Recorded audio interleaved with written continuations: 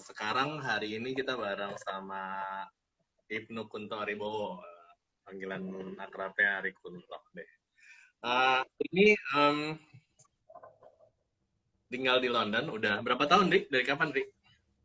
Wih, ntar dulu ya. Kalau kalau dihitung sekolah sih udah kelamaan ya. Cuma kalau gua hitung yang benar-benar permanently settled in London itu dari tahun 2004 ya. Hmm. Berarti 16 tahun ya. Oke, oke, 16 tahun ya. Dari 2004 sampai sekarang. Sampai sekarang. Tapi Ini kalau dulu kan emang gua sempet sekolah kan master tahun 99 sampai 2000 2001 gitu. Habis itu bentar di sini terus baru balik balik Jakarta terus baru balik sini lagi akhirnya. oke, oke, oke. Jadi 2004 lah baru benar-benar settle. Master apa, Ri? Dulu, Ri? 99 di sana. Gua dulu ngambil finance di Glasgow Hmm, tahun hmm. 99 tuh, ha. Waktu itu kan juga sempat ketemu lo juga ya, Iya, tapi lo tahun berapa ya? 2006. 2006. Oh, itu berarti gua udah tinggal di sini ya. Oh iya, iya, kita udah ini ha. Kita ketemuan bareng sama Sama anak istri gue juga. gila, yang di restoran Heeh. binatang Yang itu. iya Iya, iya iya. di Leicester Square. Itu a few days before I get back loh. Bener-bener pas Oh iya. banget. Iya, jadi kayak like Oh, 5 days before gue balik Jakarta itu. Jadi just, weekend kan soalnya kan iya Sabtu. iya iya, weekend. Itu Ya, ini lama ada banget tuh. Tulus, ada Simon juga. Eh. So, teman-teman, kita ada dalam serial Indonesian Living Abroad. Kenapa sih kita bikin ini? Karena kita pengen tahu lebih banyak tentang gimana sih orang-orang Indonesia diaspora yang tinggal di berbagai negara. Karena total-total ada 7 juta orang yang tinggal diaspora Indonesia yang tinggal di berbagai negara. Dan itu benar-benar spread out gitu. Dan orang-orang ini cenderung kalau buat so far kesimpulan gue orang-orang ini fighter satu, kedua, dan kita pengen dapat banyak sharing dari mereka gimana mereka bisa adjust, bisa thriving, dan bisa make their life gitu ya di negaranya masing-masing, karena tentunya nggak gampang dan harus butuh pembiasaan banyak juga. Nah, sebelumnya kita udah sempat ngobrol di Tokyo waktu itu sama Elvi, habis itu juga Perth sama Vina, sekarang kita bareng sama Ari. Nah, Ari ini unik banget karena anak Jakarta ya, Ria. Dulu Cibubur kalau nggak salah ya, Ria. Habis itu, Cibubur, Cibubur. Cibubur ya, masih Jakarta. ya kuliah di UI, FE. Dari waktu SMP, zaman SMP, gue sering nebeng lo balik itu ya, pulang kalau les Siki Mulyono. SMA, Oh SMA, iya SMA. iya iya. SMA SMA. You know what, tahun 2000, kan kita lulus 94 ya. 9 94 tuh. akhir itu kalau nggak salah gue ke Australia, gue ngantri di Hmm. visa di bandara. Habis itu di belakang gue denger suara serak-serak nih. Gue tahu nih suaranya orang nih, orangnya bener Siki loh, lagi ngantri di belakang gue sama anaknya. Bawa pentungan. Iya, udah pernah dicekek gitu kan, gue pernah dicekek, ingat banget tuh. Jadi bener, dia kan emang ada rumah di Australia kan, jadi bener belakang gue Siki sama anaknya cowok. Kayak gitu. Nah, Ari dulu di UI juga di ekonomi, habis itu Ekonomi ya. kerja ya Ria di sini ya Iya, di sebentar gue sebentar pas ya gue pas awal abis lulus FE gue uh, jadi auditor kan di Deloitte di HTM bentar setahun lah nggak nyampe setahun ding ya nggak nyampe setahun terus gue ke ambil master gue kan waktu itu emang emang ya it's a bit of ya itulah life is is a matter of option ya lo mesti pilih ya lo mau ya kemana gitu waktu itu emang gue ditawarin bokap nyokap emang mikir apa lo mau sekolah dulu apa mau karir cuman gue pikir udahlah kayaknya kalau karir ya udah kalau gue mulai karir ya udah jalan once lo udah mulai karir udah mulai kerja udah bakal keterusan terus gitu loh kan jadi gue pikir udahlah mumpung masih otak gue masih fresh ya udah gue sekolah dulu lah ya udah jadi gue tahun 9 jadi nggak lama kerja di Jakarta sebentar habis itu gue langsung ambil master sampai tahun 2000 lah gitu di UK. di Glasgow di Glasgow Glasgow. Scotland. Oh ya, oke, Scotland ya. Hmm. Oke, oke. Habis itu balik sini lagi atau Nah, itu di 2001 2002. Habis itu gue sempat stay dulu di Inggris, di London. nyari-nyari kerja tuh waktu itu. Cuma kan visa gue visa student kan, jadi at that time gue mesti nyari-nyari sponsor kan, nyari sponsor yang mau sponsorin gue work permit karena waktu itu susah banget sih work permit. Kalau kita belum ada izin kerja buat di UK, buat nge-apply kerjaan emang almost impossible lah. Ya udah jadi gue akhirnya sempat berapa bulan bertahan, cuman akhirnya udah lah gue decide ya udah kita pulang dulu lah. Dan waktu itu juga gue ketemu sama istri gue di Inggris kan, ya udah kita pulang, terus married dulu, settle down di Jakarta sebentar sampai tahun 2002 2003 dan gue sempat kerja lagi di Jakarta di Tokyo Marine. Nah udah sampai cuman pas emang waktu pas kita pulang dari London itu kita berdua tuh gue sama istri gue emang pengen banget gitu loh tinggal di luar negeri. Ya it's just kayaknya pengen pengen something yang baru, pengen pengen nyoba experience yang baru. Kalau soalnya kita berdua kan juga anak-anak Jakarta gitu. Jadi kalau misalnya kita tinggal di Jakarta, kerja di Jakarta, sampai tua di Jakarta, it's like ya kita udah tahu gitu loh. Kayaknya bakalan gimana siklus hidup kita gitu. Kayak bakal kayak orang tua kita yang kerja di Jakarta segala sampai ya dari punya anak punya cucu segala macam di Jakarta terus. Cuman let's try something different gitu. Dan waktu itu juga ada satu hal lagi yang paling ngedorong gua bini gua untuk balik ke London tuh waktu itu pelayanan di gereja di sini ada gereja Indonesia di sini dulu butuh banget orang gitu dan gue juga ya that time gue berdoa aja lah emang kalau Tuhan izinin gua balik lagi ya gue balik lagi lah gitu ya udah ya 2003 gue balik somehow ada aja Tuhan bukain jalan dikit-dikit gitu loh bukain pintu sini pintu sana. Terus ada program namanya Highly Skilled Migrant Program. Jadi kayak point based system immigration gitu. Jadi lo kalau misalnya lo S1 dapat poin berapa, S2 dapat poin berapa, S3 dapat poin berapa, kalau udah pernah kerja dapat poin berapa gitu loh. Once you reach certain point, lo boleh apply visa itu gitu dan lo boleh kerja untuk beberapa tahun. Ya itu. Jadi gua Jadi apply itu dan terus habis itu, ya. nah, ya, jadi gue apply visa itu. Nah, dari situlah setelah gue dapat visa itu baru gue bisa dengan bebas gue apply kerjaan di sini.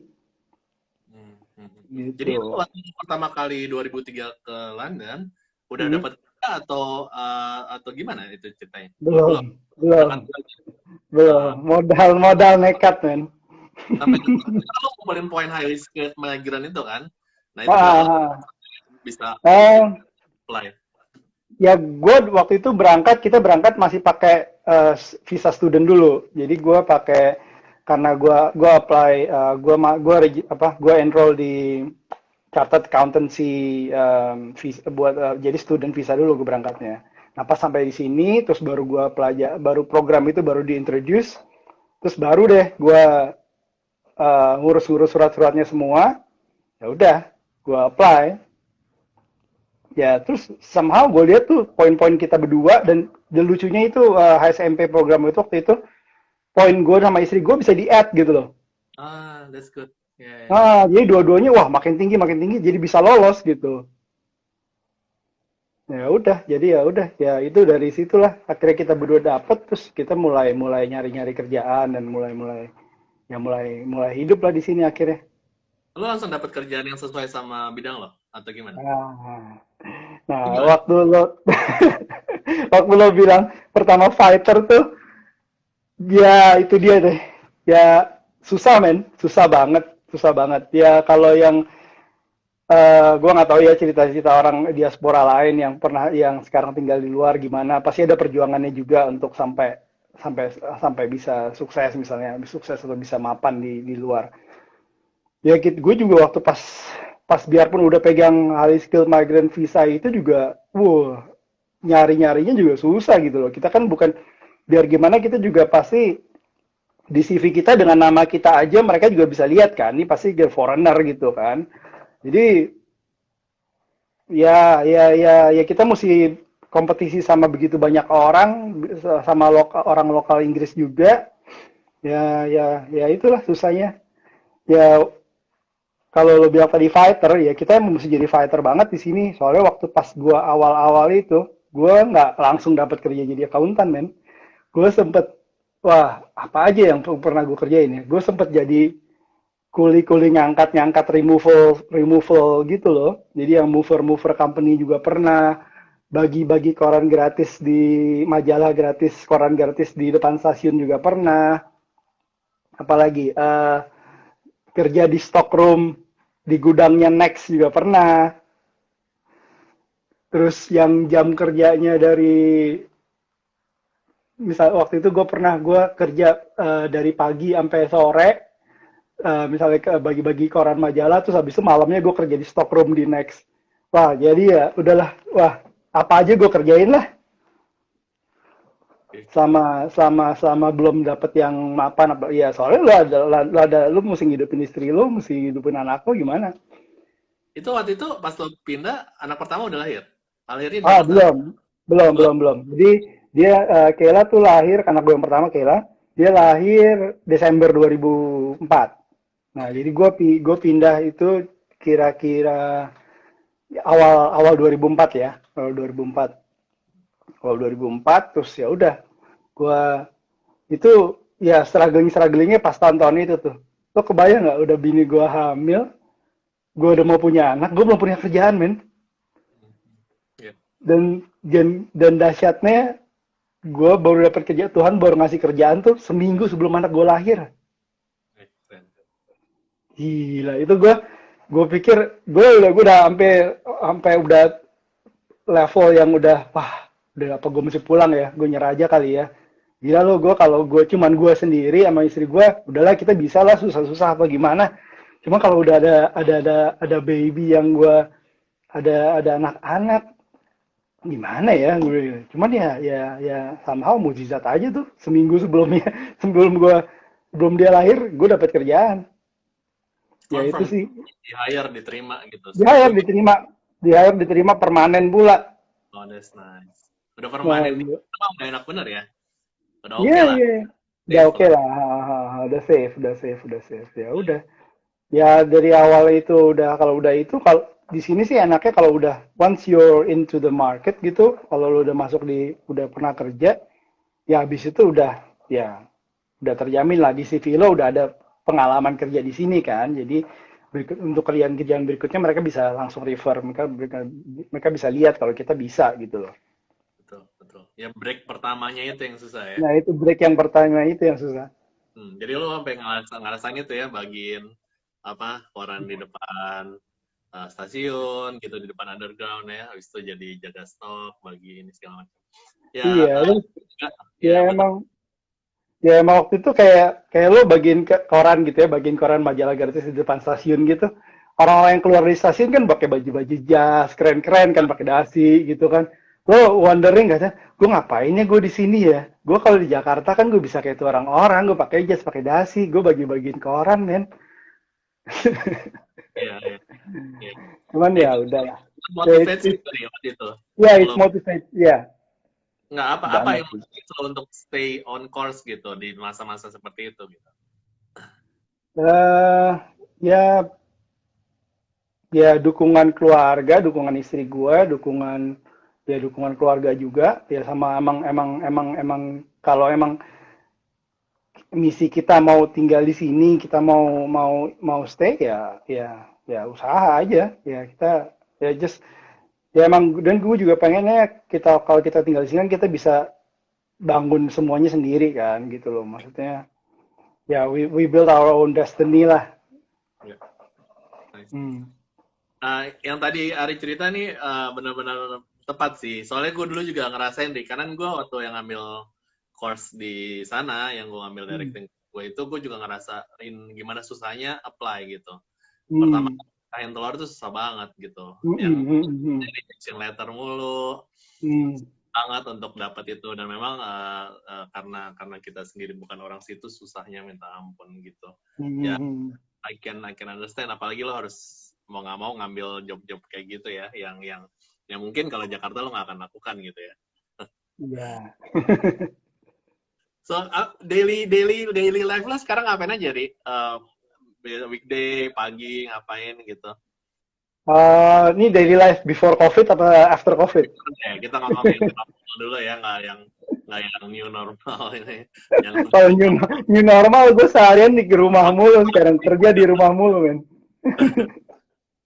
Ya kalau kalau before COVID tuh kita ya it's rutin gue ya ya pagi dulu. Sekarang sih anak-anak udah gede ya, jadi gue nggak perlu ngurusin mereka, siap-siapin sekolah, penganterin mereka sekolah lagi karena mereka sekarang udah sekolah udah bisa sendiri semua. Ya sekarang paling ya udah pagi pagi langsung gua siap-siap terus langsung apa naik sepeda aja ke kantor. Naik sepeda ke kantor, ya udah ngantor 9 to 5 terus balik. Paling gue siang kadang kalau nggak ada meeting gue lari keluar. Kalau nggak gym, habis itu pulang, ya balik kantor mandi, kerja lagi, terus sore sore balik ya udah pulang, tinggal sampai rumah ngerjain ngerjain ngerjain kerjaan-kerjaan di rumah, ya masaknya nyetrika apalah ya. Ya itulah bedanya.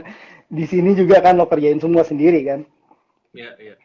Iya, ya udah, ya gitu aja sih. Ya, ya udah, it's like ya it's a bit monotonous ya kalau misalnya kalau dibandingin sama di Jakarta kayak lebih mungkin lebih dinamik, tiap hari bisa beda-beda apa yang lo kerjain. Cuman kalau di sini ya lebih lebih feeling ya kayaknya sih lebih monoton ya.